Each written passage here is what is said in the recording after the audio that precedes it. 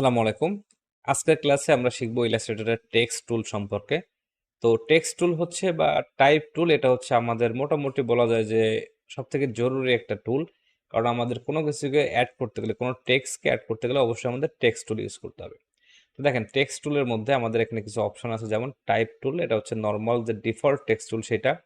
তারপর হচ্ছে area type tool, type on a path tool, vertical type tool, তারপরে vertical area type tool, vertical type on a path tool. এগুলো আসলে খুব একটা প্রয়োজন হয় না। ধরেন নর্মাল টাইপ টুল, আমরা যদি টি প্রেস করি কিবোর্ড, এটা অ্যাক্টিভেট হয়ে যাবে। এই অবস্থা আমরা কোথাও ক্লিক করলে সেখান থেকে লেখা শুরু হবে, অথবা ক্লিক করে ড্রাগ করলে সেই অংশটা লেখা দিয়ে এভাবে ফিল হয়ে যাবে। তো নর্মালি ধরেন আমরা ক্লিক করলাম, ক্লিক করলে একটা টেক্সট চলে আসলো। এটা হচ্ছে একটা ডামি টেক্সট বা একটা প্লেস হোল্ডার টেক্সট দেওয়া থাকে। আমরা এখানে যে কোনো কিছু টাইপ করলে সেটা এখানে চলে আসবে। তো আমরা এখান থেকে এটাকে টাইপ করলাম সাপোজ। এখন দেখেন, এটা হচ্ছে নর্মালি আমার একটা টেক্সট, এটা এডিটেবল। আমি চাইলে যে কোনো কিছুকে চেঞ্জ করতে পারি, যে কোনো কিছুকে আমি নতুন কিছু অ্যাড করতে পারি। বাট এটা হচ্ছে একটা স্টাইল, অর্থাৎ আমাদের এখানে মেরিয়াট প্রো হচ্ছে ডিফল্ট ফন্ট। আমরা যদি ফন্ট চেঞ্জ করি এই টেক্সটের, তাহলে দেখেন প্রত্যেকটা ফন্টের জন্য কিন্তু আলাদা আলাদা স্টাইল। আমরা যেরকম ফটোশপে বলছি যে ফন্ট হচ্ছে মূলত টেক্সটের স্টাইল। তো আমরা যে কোনো স্টাইলের ফন্ট সিলেক্ট করলে সেইটা আমাদের টেক্সটটা সেই স্টাইলে চলে আসবে। এটা হচ্ছে ডিফল্ট সিস্টেম বা নর্মালি ফন্টের যে অপশনটা। আমাদের বিভিন্ন ফন্ট প্রয়োজন হবে ইলাস্ট্রেটরে বিভিন্ন ডিজাইন করতে গেলে। এখন ফন্টের ক্ষেত্রে দুইটা অপশন আছে, একটা হচ্ছে কমার্শিয়ালের জন্য ফ্রি ফন্ট, একটা হচ্ছে পেইড ফন্ট। অর্থাৎ আমরা যখন ডিজাইন করতেছি আমাদের ক্লায়েন্টের জন্য, যদি এমন কোনো কিছু আমরা ডিজাইন করি যে এখানে আমাদের টেক্সটটাকে এডিটেবল রাখতে হবে, অর্থাৎ আমার এই ডিজাইনটা আমি এখন শুরু করলাম, করার পর আমি ডিজাইনটার মধ্যে যে টেক্সট আছে এটাকে অ্যাক্টিভ রেখেই ক্লায়েন্টকে পাঠাইতে হবে। কারণ কি, সে পরবর্তীতে চাইলে এটাকে তার মতন করে সে এডিট করে নেবে বা এটাকে চেঞ্জ করে নেবে। তো সাপোজ আমি এখানে দিয়ে দিলাম যে আমার এটা হচ্ছে একটা কথার কথা নাম দিলাম টেস্ট 1। এখন ক্লায়েন্ট যদি চায় পরে সেটাকে এডিট করে টেস্ট 2 করে দিতে পারবে। তো এই ক্ষেত্রে আমাকে এডিটেবল ভাবে ফন্টটা দিতে হবে। যদি আমরা কখনো এডিটেবল ভাবে ফন্ট দিতে চাই কোনো ক্লায়েন্টকে, তাহলে অবশ্যই আমাদেরকে এখান থেকে এমন কোনো ফন্ট ইউজ করা যাবে না যেটা কমার্শিয়ালি ইউজের জন্য অ্যালাউড না। তো সেই ক্ষেত্রে আমাদের কাছে দুইটা অপশন আছে। প্রথম অপশন ধরে নিলাম যে dafont.com। dafont.com একটা হিউজ ফন্ট লাইব্রেরি, একটা ফন্টের ওয়েবসাইট। এখানে আপনি আসলে বিভিন্ন রকমের ফন্ট দেখতে পারবেন, এবং এটা খুবই ভালো ওয়েবসাইট, কারণ এখান থেকে আপনি বিভিন্ন ফন্টের স্টাইলও বুঝতে পারবেন। যেমন ধরেন আমরা গুরুভি ফন্টের মধ্যে যদি যাই, এগুলো এরকম টাইপের একটা বাঁকাতারা টাইপের ফন্ট হয়। আবার যদি আমরা এখান থেকে চলে আসি ধরেন ওয়েস্টার্নে, ওয়েস্টার্নে গেলে ওয়েস্টার্ন ফন্টগুলো এরকম হয়, এই যে সাইডে একটা করে স্পাইক থাকে। আবার এখান থেকে যদি আমরা স্টেনসিল ফন্টের মধ্যে চলে যাই, তাহলে এটা আর্মিদের যে ফন্টগুলো থাকে সেরকম চলে আসে। তো এটা হচ্ছে আমাদের ফন্টের স্টাইলটা বুঝতে খুবই সাহায্য করে। এখানে অনেক রকম ক্যাটাগরি আছে, আপনারা দিয়ে দিয়ে চেক করবেন যে কোন ক্যাটাগরিতে কি ধরনের ফন্ট থাকে। তো সমস্যা হচ্ছে যে dafont.comটা এখানে সব ফন্টই ফ্রি না। যে কোনো ফন্ট আপনি চাইলে নিয়ে ডিজাইনে ইউজ করতে পারবেন, বাট সব ফন্ট ফ্রি না। অর্থাৎ যদি ডিজাইনের মধ্যে আপনাকে এডিটেবল রাখতে হয় টেক্সটটাকে, তাহলে আপনি dafont.com থেকে ওইভাবে ফন্ট নিতে পারবেন না। মূলত এখানেও ফ্রি ফন্ট পাওয়া যায়, বাট সেদিকে আমি গেলাম না আপাতত। যদি আপনার ফ্রি ফন্টের প্রয়োজন হয় যেটা আপনি সব কাজে ইউজ করতে পারবেন, তাহলে আমাদের ইউজ করতে হবে গুগল ফন্টস। গুগল ফন্টস হচ্ছে গুগলের একটা ফন্ট ওয়েবসাইট। এখানে যদি আপনি চলে আসেন, এখানে আপনি বিভিন্ন রকমের ফন্ট পাবেন। যেমন দেখেন, এগুলো প্রত্যেকটা বিভিন্ন ফন্ট, প্রত্যেকটার বিভিন্ন স্টাইল আছে। আপনার যেরকম স্টাইল প্রয়োজন আপনার কাজের জন্য, আমরা ফন্ট নিয়ে পরে আলোচনা করব যে কোন ধরনের ডিজাইনে কেমন ফন্ট। বা আপনারা ডিজাইন ফান্ডামেন্টাল ভিডিও তো অবশ্যই দেখেছেন যে যে কোনো টপিকে আমরা ডিজাইন করতে গেলে সেই টপিকের বিভিন্ন ফন্ট থাকে। তো সেই ক্ষেত্রে আপনি এখান থেকে ফন্ট নিতে পারবেন, এবং এই ফন্টগুলা কমার্শিয়াল ইউজের জন্য সম্পূর্ণ ফ্রি, আপনি যে কোনো জায়গাতে ইউজ করতে পারবেন। বাট যদি dafont.com থেকে ফন্ট নেন, তাহলে অবশ্যই মেক শিওর যে এটাকে আপনি অ্যাক্টিভ রাখবেন না। তো যখন কোনো ফন্ট আমরা নর্মালি অ্যাক্টিভ থাকে তখন এরকম দেখা যায়। আমাদের রাইট ক্লিক করে এটাকে ব্রেক করে দিই, ক্রিয়েট আউটলাইন করে দিই, তাহলে এটার কোনো ফন্ট থাকে না। এখন এটা জাস্ট একটা শেপ হয়ে গেছে। এই শেপটা দেখতে এস এর মতো, এই শেপটা দেখতে টি এর মতো, বাট এটা কোনো এডিটেবল ফন্ট না।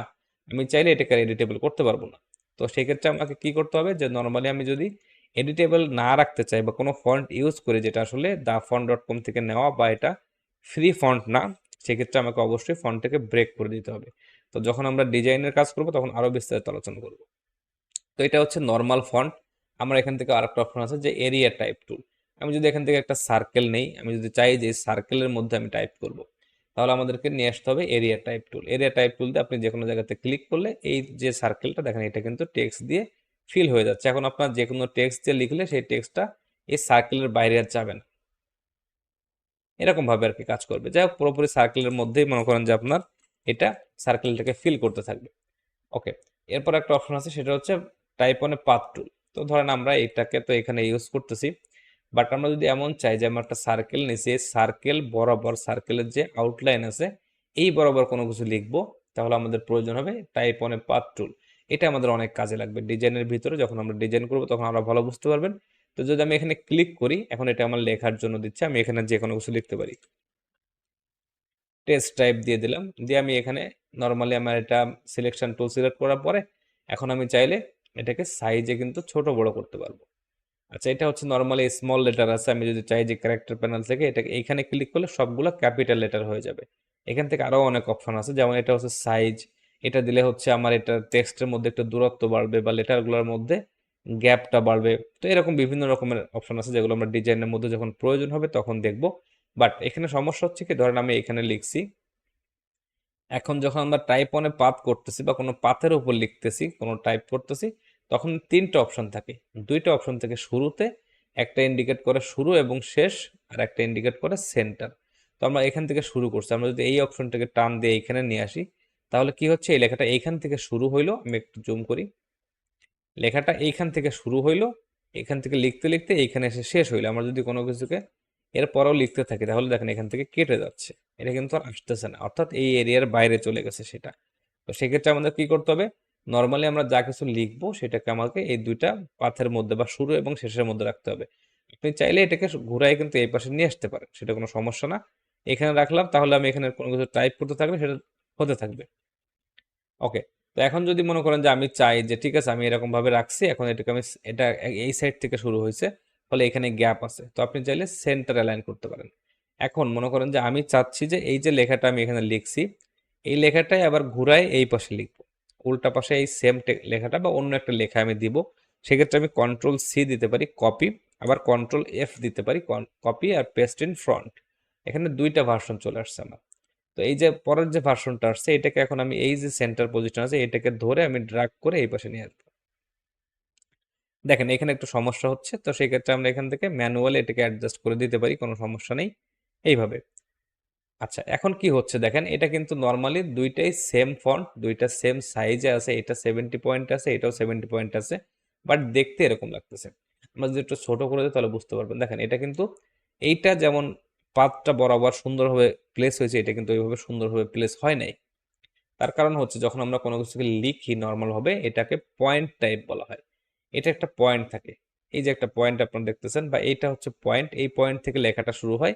এই যে একটা লাইন আপনারা দেখতেছেন মাঝ বরাবর গেছে, এটাকে বলা হয় বেজ লাইন, টেক্সটের বেজ লাইন।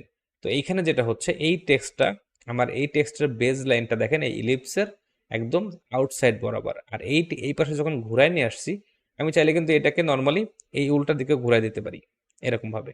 সেই ক্ষেত্রে কি হবে যে এর বেজ লাইনটাও সুন্দরভাবে এর সাথে ম্যাচ করছে এবং দেখতে সুন্দর লাগতেছে, বাট যদি এটাকে আমি ভেতরের দিকে ঘুরাই দিই এদিকে, তাহলে কিন্তু সুন্দর লাগতেছে না। তো সেই ক্ষেত্রে সমস্যা হচ্ছে কি, বেজ লাইনটা, একটা বেজ লাইন ইলিপসের সাইড দিয়ে যাচ্ছে, একটা বেজ লাইন ইলিপসের ভিতর দিয়ে যাচ্ছে, এটাকে আমাকে চেঞ্জ করতে হবে। তো সেই ক্ষেত্রে আমি কি করবো, এই টেক্সটটা সিলেক্ট করে type, type on a path options, এখান থেকে আমরা বেজ লাইনটাকে চেঞ্জ করে দিব সেন্টার, দিয়ে ওকে দেব। তাও দেখেন এখন বেজ লাইনটা টেক্সটের সেন্টারে চলে আসছে। তো এখন যদি আমরা এটাকে নর্মালি এটাকে মুছে দিলাম, এটাকে আমরা কন্ট্রোল সি কন্ট্রোল এফ দিলাম, কপি পেস্ট ইন ফ্রন্ট। এবার যদি এটাকে আমরা ঘুরাই দিই এইভাবে, তাহলে দেখেন এটা সুন্দরভাবে কিন্তু ম্যাচ করবে। এই যে সুন্দরভাবে ইলেকট্রিকটা বরাবর দুইটারই সেন্টার মাঝখান দিয়ে যাচ্ছে। যেহেতু আমরা এটা অনেক গায়ে গায়ে হয়ে গেছে, আমরা চাইলে একটু স্পেসটাকে বাড়ায় দিতে পারি, তাহলে কিন্তু দেখতে মোটামুটি সুন্দর লাগবে। এবং এইটা হচ্ছে পারফেক্টলি একটা ইলিপসের উপরে বা পারফেক্টলি একটা সার্কেল শেপের উপরে টেক্সট প্লেস করার নিয়ম। তো এটা হচ্ছে একটা অপশন গেল। এরপর আমরা চাইলে কিন্তু এখানে আরো অনেক অপশন আছে, যেমন হচ্ছে আপনার ভার্টিক্যাল টাইপ টুল বা এই যে এরিয়া টাইপ টুল ভার্টিক্যাল, এগুলো আমরা পরে দেখবো যখন আমাদের নর্মালি এইটার কাজের প্রয়োজন হবে। তো এটা হচ্ছে নর্মাল আমাদের টেক্সট বা টেক্সট নিয়ে কাজ করার নিয়ম। এখন যদি মনে করেন যে আমার এই টেক্সটটাকে আমি কোনোভাবে, আমার কাজ শেষ, এটাকে আমি আমি কালার চেঞ্জ করবো, তাহলে আমি সিলেক্ট করতে পারি। আমি চাইলে এখান থেকে যে কোনো কালার দিতে পারি। আমি যদি চাই তাহলে একটা নির্দিষ্ট অংশকে সিলেক্ট করতে পারি, সেইটাকে অন্য একটা কালার দিতে পারি। এটা ডিপেন্ড করতেছে আপনি কিভাবে করতে চাচ্ছেন। তো এটা হচ্ছে নর্মালি টেক্সট এডিটেবল রাখা অবস্থায়। আমি যদি টেক্সটটাকে ব্রেক করে দেই, ক্রিয়েট আউটলাইন করে দিই, তাহলে কি হবে, এখন আমি এটাকে চাইলে আর এডিট করতে পারবো না। যেমন এইটাকে আমি চাইলে কিন্তু এডিট করতে পারবো, ঠিক আছে। বা এটাকে আমি কম বেশি করতে পারবো, সাইজ ছোট বড় করতে পারবো, এটাকে আর পারবো না। এটাকে আমি এইভাবে করতে পারবো, বাট এটা আসলে ম্যাচ করবে না। তো সেক্ষেত্রে এটাকে আমি যদি চেঞ্জ করতে চাই, আমি কোনো কিছুকে সিলেক্ট করব, আই ড্রপার দিয়ে কোনো কালার দিলে সেই কালার এখানে চলে আসবে। আচ্ছা, আমি যদি চাই যে কোনো অংশকে আমার এখানে, সাপোজ আমার এই লেখাটা আমি একটুখানি এখান থেকে চেঞ্জ করে দেখাই একটা কোনো কিছুকে, ধরেন এটা এটা আমার অল ক্যাপসে আছে বলে এরকম দেখা যাচ্ছে, আমি এটাকে চেঞ্জ করে দিলাম। এখন যদি আমি চাই যে এখান থেকে আমার কোনো একটা, এইটা কোনো একটা টেক্সটটাকে আমার চেঞ্জ করার দরকার, বা টেক্সটের বিভিন্ন স্টাইল থাকে যেটাকে আমরা বলি গ্লিপস। তো আমরা যদি গ্লিপস সিলেক্ট করি, দেখেন ফ্রি ফন্ট হলে এই ফন্টের মধ্যে নিউমারিক বা 1 2 3 যে অপশনগুলো এগুলো থাকে না। আবার কোনো কোনো ফন্টে থেকে বিভিন্ন স্টাইল থাকে। তো ধরেন আমি যদি এটাকে এখন চাই যে একটা স্টাইল অ্যাপ্লাই করব, তাহলে আমরা এখান থেকে শিফট টি বা এখান থেকে টাচ টাইপ টুল নিয়ে আসতে পারি। টাচ টাইপ টুল দিয়ে আমরা যে কোনো একটা লেটারকে সিলেক্ট করতে পারি, আমরা এটাকে চেঞ্জ করতে পারি, এটাকে বিভিন্ন পজিশনে দিতে পারি। বা সেই ক্ষেত্রে কি হবে, আমার এই লেখাটা কিন্তু বা টেক্সটটা কিন্তু এডিটেবল থাকবে। এডিটেবল থাকা অবস্থায় আমরা বিভিন্ন রকমের এরকম চেঞ্জ করতে পারি। আমরা চাইলে এটাকে ছোট বড় করতে পারি, আমরা চাইলে এটাকে ঘুরাইতে পারি, যে কোনো কিছু করতে পারি। বাট সুবিধা হচ্ছে যে এটা এখনো এডিটেবল আছে, আমি চাইলে এই লেখাটাকে চেঞ্জ করতে পারবো। অর্থাৎ আমি যদি চাই যে আমার এই লেখাটাকে কোনো কিছু থেকে আমি মডিফাই করবো, সাপোজ আমার এখান থেকে আমার এই টেক্সটটাকে আমি অন্য কিছু লিখবো, আমি লিখতে পারবো। ঠিক আছে, অর্থাৎ এডিটেবল থাকলো আমার টেক্সটটা। এখন আমি কোনো কিছুকে যদি টাচ টাইপ টুল দিয়ে সিলেক্ট করি, যেমন এইটাকে সিলেক্ট করলাম, এর একটা আরেকটা অল্টারনেটিভ আছে এই স্টাইল, বা ধরুন আমরা এইটাকে সিলেক্ট করলাম। আচ্ছা, এটা পিটাকে, পি এর একটা অল্টারনেটিভ হচ্ছে এইটা, আমরা এখানে ক্লিক করলে ওই স্টাইলটা চলে আসবে পি এর জন্য। এটাও যখন আমরা কাজ করব তখন বুঝতে পারবেন। আচ্ছা, টেক্সট টুল দিয়ে আমাদের আরেকটা কাজ খুব লাগে, সেটা হচ্ছে নর্মালি আমরা চাইলে এখান থেকে ধরেন এটাকে আমি একটা শেপের মধ্যে নিয়ে আসবো, যেটা হচ্ছে এনভেলপ ডিস্টর্ট। আপনারা অনেক সময় দেখবেন যে ডিজাইনের মধ্যে এই টাইপের শেপ থাকে। এটা একটা রেক্ট্যাঙ্গেল, আমরা যদি এখান থেকে অ্যাড অ্যাঙ্কর পয়েন্ট নিয়ে আসি, নিয়ে এসে একটা অ্যাঙ্কর পয়েন্ট এখানে ক্রিয়েট করি, তাহলে আমরা ডাইরেক্ট সিলেকশন টুলের মাধ্যমে এটাকে সিলেক্ট করে এরকম একটা শেপ কিন্তু তৈরি করতে পারবো। এখন আমি চাচ্ছি যে আমার এই যে টেক্সটটা আছে, এই টেক্সটটাকে আমি এই শেপের মতন করে ফেলবো। তাহলে কি করব, নর্মালি এই দুইটাকে একসাথে রাখতে হবে। খেয়াল করতে হবে আমার শেপটা যেন উপরে থাকে, আর টেক্সটটা বা যেটাকে আমি কনভার্ট করতে চাই এই শেপে, সেটা যেন নিচে থাকে। তো দুইটাকে সিলেক্ট করব, অবজেক্ট, এনভেলপ ডিস্টর্ট, এখান থেকে মেক উইথ টপ অবজেক্ট। দেখেন আমার টেক্সটটা সুন্দরভাবে ওই শেপের মধ্যে চলে আসছে। এটা কিন্তু নর্মালি আমার এখন এডিটেবল আছে, আমি যদি চাই এডিট করতে করতে পারবো। টাইপ 1 দিলাম আমি, এটাকে দিয়ে এটাকে অল ক্যাপস দিয়ে দিলে এরকম দেখা যাবে। অর্থাৎ এটা এডিটেবলও থাকলো, আবার একটা সুন্দর শেপের মধ্যেও চলে আসলো। তো এগুলো হচ্ছে যখন আমাদের ডিজাইনের মধ্যে প্রয়োজন হবে তখন আরো ভালোভাবে আপনারা বুঝতে পারবেন আশা করি। তো এটা হচ্ছে মোটামুটি আমাদের টাইপ টুল নিয়ে এতটুকু জানলেই হবে। আমরা এখানে আরেকটা জিনিস আপনাদেরকে দেখাই দিই এই ভিডিওতেই, সেটা হচ্ছে ইফেক্ট। আমরা এখান থেকে টেস্ট দিলাম এর নামটা, আমি চাচ্ছি যে এই টেস্টটা বা এই ফন্টটা এই ফন্টে নিয়ে আসতে। তাহলে আমি আই ড্রপার দিয়ে যদি এখানে ক্লিক করি, ওইটা সেম কিন্তু ওই ফন্টে চলে যাবে। আচ্ছা, এখান থেকে যাচ্ছে না, তার কারণ হচ্ছে এটা একটা ইফেক্টের মধ্যে আছে। আমি যদি এখানে ক্লিক করি তাহলে ওই ফন্টটা নিয়ে নেবে, ওই ফন্ট এবং ওই সাইজটাও নিয়ে নেবে একসাথে। এই ফন্টের উপরে দেখেন আমরা কিছু স্পেস ইনক্রিজ করছিলাম, সেইটাও নিয়ে নিচ্ছে, আমি এটাকে 0 করে দিচ্ছি। তাহলে এখন যদি আমি চাই যে কোনো ইফেক্ট অ্যাপ্লাই করব, ইফেক্ট প্যানেলটা হচ্ছে এইটা। ইফেক্ট থেকে আপনি নর্মালি, সাপোজ আপনার এখান থেকে অনেক রকমের ইফেক্ট আছে, আমরা সবগুলো ইফেক্ট আসলে লাগতেছে না এখানে, আমরা এখান থেকে শুধুমাত্র র্যাপ যে অপশনটা আছে, র্যাপের মধ্যে কিছু অপশন আছে, এগুলো নিয়ে আপাতত দেখবো। তারপর যখন এগুলো লাগবে তখন এগুলো দেখাবো। তো র্যাপের মধ্যে ধরেন আর্ক নিয়ে আসলাম।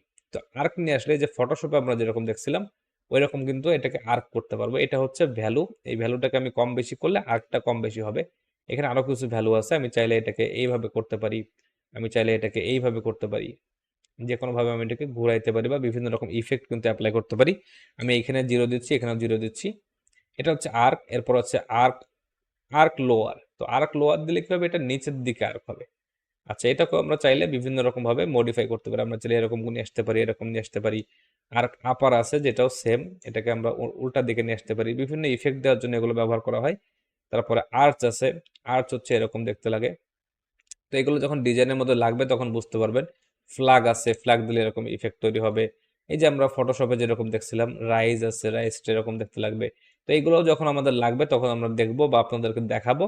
তো এটা এখন এডিটেবল আছে, আমি যদি কোনো কিছু এডিটেবল রাখি তাহলে সেটা এডিটেবল রেখেই তার উপরে ওই ইফেক্টটা অ্যাপ্লাই হবে। তো এখন যদি আমি চাই যে এডিটেবল রাখবো না এটাকে, তখন রাইট ক্লিক করে আমি এক্সপ্যান্ড করে দেবো বা ক্রিয়েট আউটলাইন করে দেবো। এখন দেখেন যখন আমরা আউটলাইন করে দিচ্ছি তখন কিন্তু এটা টেক্সট নাই, বাট এই ইফেক্টটা কিন্তু এর উপরে এখনো আছে। অর্থাৎ আমি যদি চাই যে আমার এই যে প্রপার্টিস প্যানেলে যাওয়ার পরে এখান থেকে আমি যদি চাই এই যে ইফেক্টটা, আমি চাইলে কিন্তু এখান থেকে ওইটাকে এখন মডিফাইও করতে পারবো।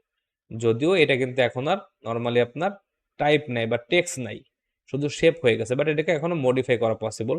যখন মডিফাই করা শেষ হয়ে যাবে, যে এখন আর প্রয়োজন না, এটা ফাইনাল হয়ে গেছে, তখন আমাদেরকে এটাকে এক্সপ্যান্ড করতে হবে। তো অবজেক্ট থেকে এক্সপ্যান্ড অ্যাপিয়ারেন্স দিয়ে দিলাম, তাহলে ওই ইফেক্টটাও এখন আর নাই। এটাকে আমরা টাইপ তো চেঞ্জ করতে পারবোই না, কোনো ইফেক্টও আর চেঞ্জ করতে পারবো না। এখন আমরা চাইলে নতুন করে ওর উপরে ইফেক্ট অ্যাপ্লাই করতে পারবো, আমাদের যেটা প্রয়োজন। এই যে বিভিন্ন রকমের ইফেক্ট আমরা দিলাম, যাই হোক আর কি। তো মোটামুটি আমাদের টাইপ টুলের এই অংশগুলাই কম বেশি কাজে লাগবে। তো যখন আমরা ডিজাইন করবো তখন আরো ভালোভাবে বুঝতে পারবেন। তারপরেও যদি কোনো সমস্যা থাকে অবশ্যই আমাদেরকে জানাবেন, সেটা সমাধান করে দেওয়ার চেষ্টা করা হবে। তো কথা হচ্ছে পরবর্তী ভিডিওতে।